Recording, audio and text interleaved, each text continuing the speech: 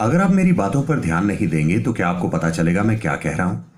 नहीं, जीवन का हर पहलू इसी तरह है ना? अगर आप ध्यान नहीं देते तो आपको पता नहीं चलेगा कि आप क्या खा रहे हैं, कैसी सांस ले रहे हैं, क्या हो रहा है। बहुत से लोग फूलों की खुशबू पर ध्यान नहीं देते या कोई भी दूसरी चीज पर, वो पास से गुजर जाते हैं, पत्थर की तरह या फिर कहें बैल की तरह, क्योंकि बैल महत्वपूर्ण होते हैं स्टॉक मार्केट में।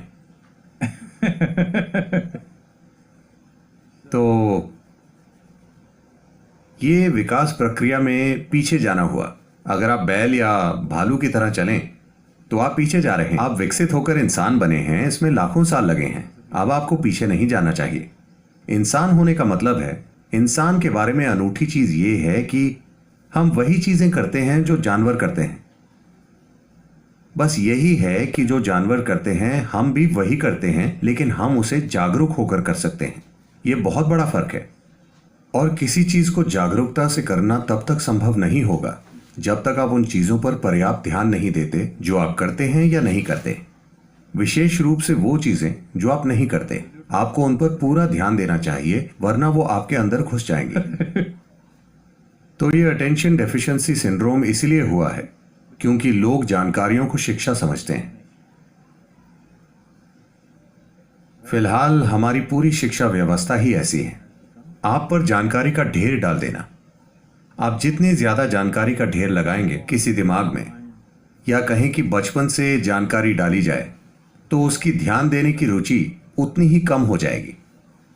क्योंकि कुछ भी जाने बिना जानकारी आपको एक झूठी भावना देती है कि आप सब जानते हैं। यह अब एक फैशन बन गया है। आज अगर आपको एक डिनर पार्टी में आमंत्रित किया गया है तो आप गूगल पर 100 करोड़ आकाशगंगाओं की जानकारी ढूंढते हैं। उन सभी को नंबर और नाम दे दिए गए हैं, ठीक है? वो 567 BZ, वो गैलेक्सी, उसके बारे में आपके पास कुछ जानकारी है। आप गूगल पर जाते हैं, 2 वाक्य उठाते हैं और पार्टी में जाते हैं। जो भी आपसे बात करता है, नमस्ते, आप कैसे हैं, आप कहते हैं, अरे क्या आप इस गैलेक्सी के बारे में जानते हैं जो करोड़ों प्रकाश वर्ष दूर है, जो BB ऐसा कुछ है। आप इस बारे में बात करते हैं और सभी को लगता है कि आप स्मार्ट हैं। There's a whole problem with the world right now. पूरी दुनिया के साथ फिलहाल यही समस्या है। हम सूचना को बुद्धि समझने की गलती कर रहे हैं। एक व्यापारी या कोई भी इंसान जो किसी परिस्थिति में रास्ता खोजना चाहता है, उससे बुद्धि की जरूरत है, ना कि बस सूचना की। सूचना थोड़ी उपयोगी हो सकती है, लेकिन बुद्धि ही आपको किसी विशेष स्थिति से गुजरने का एक अनूठा रास्ता दिखाएगी, ना कि वैसा रास्ता जो कोई और अपना रहा है। हम सूचना को बुद्धि समझने की गलती कर रहे हैं। जब आप खुद में बहुत ज्यादा जानकारी का ढेर लगा लेते हैं तो ध्यान देना बहुत मुश्किल हो जाता है। जब आप बिल्कुल ध्यान नहीं देते, जब आप में ध्यान बनाए रखने की कोई क्षमता नहीं होती, तो आपने अपनी बुद्धि तक पहुंचने की क्षमता भी खो दी है। आप बस याददाश्त से सूचना बाहर निकालते रहेंगे। एक सुंदर घटना हुई। आपने एंड्रू कार्नेगी के बारे में सुना है? जब एंड्रू कार्नेगी ने अपना व्यापार शुरू किया तो थोड़े ही समय में वो बहुत सफल हुए और उन्होंने बहुत पैसा कमाया। उस समय ये गूगल या फेसबुक या ट्विटर का युग नहीं था कि वो 2 सालों में खरबपति बन जाते हैं। उन दिनों लोगों को उद्योग वगैरह लगाकर पैसा कमाना पड़ता था, जिसमें दशक या पीढ़ियां लग जाती थीं। तो इन्होंने बहुत कम समय में बहुत पैसा कमा लिया। लोगों को शक हुआ, अमेरिकी सरकार को शक हुआ कि ये कुछ गलत कर रहे हैं। तो उन्होंने एक सेनेट पूछताछ कमेटी बनाई। तो उन्होंने इनसे हर तरह के सवाल पूछे और उन्हें पता चला कि इनके व्यापार में कुछ भी गलत नहीं। फिर उन्होंने पूछा कि आप इतना पैसा कमाकर इतने सफल कैसे हो गए?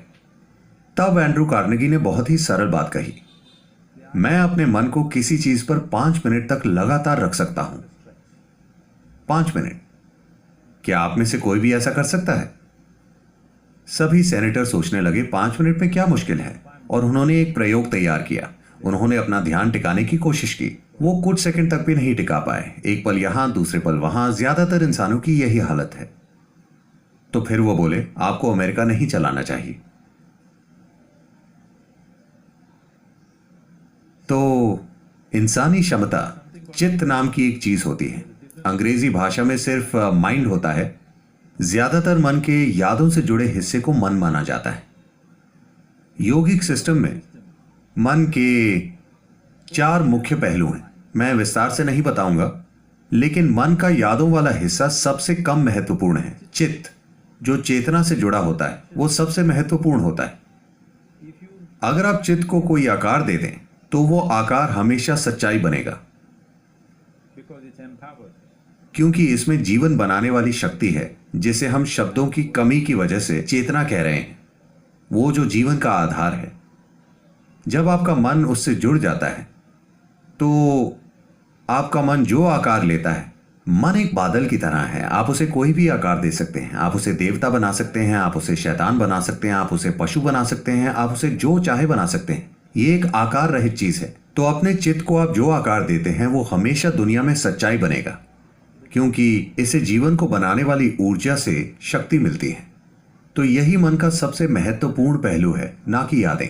यादें सिर्फ भौतिक चीजों को संभालने के लिए जरूरी हैं। ये हो सकता है कि एक व्यापारी बस भौतिक चीजों को संभालना चाहे, ये ठीक है, लेकिन मैं चाहता हूं कि व्यापारी का जीवन एक मजेदार रोमांच बन जाए, जहां नई संभावना को खोजने की प्रक्रिया उसके अनुभव में भी वाकई नई संभावनाएं लाए, ना कि सिर्फ आर्थिक संभावनाएं बने। और ये संभावना एक व्यापारी के जीवन में मौजूद है कि वो अपने व्यापार को एक आध्यात्मिक संभावना और आध्यात्मिक विकास में बदल सकता है, या अपने अस्तित्व के विकास में, जो मुझे लगता है कि सभी को खोजना चाहिए। यही वजह है कि हम एक आध्यात्मिक तत्व लाने की कोशिश कर रहे हैं। सफलता आसानी से मिलेगी किसी अन्य चीज की तुलना में, क्योंकि सफलता इसीलिए आसान नहीं होगी कि कोई जादू होगा, बल्कि इसीलिए कि आप अपनी पूरी क्षमता से काम करते हैं। अगर आप जानते हैं स्कूलों में 3 टांगों वाली दौड़ होती है। आपकी 3 टांगे होने पर भी आप धीरे भागते हैं, 2 टांगों से आप तेज भागेंगे, है ना? 3 टांगों से आपको ज्यादा तेज होना चाहिए अगर आप सिर्फ संख्याओं को देखें तो। लेकिन ये ऐसा है, ज्यादा सूचना के साथ। ज्यादा सूचना का मतलब है कि जो चीज आपकी नहीं है उसे आप अपनी यादों से जोड़ लेते हैं और उसके आधार पर अपनी पहचान बना लेते हैं। आप जितना ज्यादा वैसा करते हैं, आप उतने ही कम असरदार बनते जाते हैं। लेकिन फिलहाल हमारी पूरी शिक्षा व्यवस्था जानकारी देना है, और इंटरनेट मौजूद है। एक 12 साल का बच्चा जानता है कि वहां करोड़ों प्रकाश वर्ष दूर जो गैलेक्सी है उसका नाम क्या है, जो उसके लिए अच्छा नहीं है, क्योंकि यह ज्ञान नहीं है, यह किसी भी तरह से उपयोगी नहीं है, यह बस अपनी बढ़ाई करने के काम आता है। और सबसे बढ़कर यह आपकी ध्यान देने की क्षमता नष्ट कर देगा, क्योंकि ध्यान देने का आधार यह है कि आपको एहसास है कि आप इस ब्रह्मांड में एक कण को भी ठीक से नहीं जानते, आप एक अणु को भी पूरी तरह से नहीं जानते, इसीलिए आप ध्यान दे पाते हैं।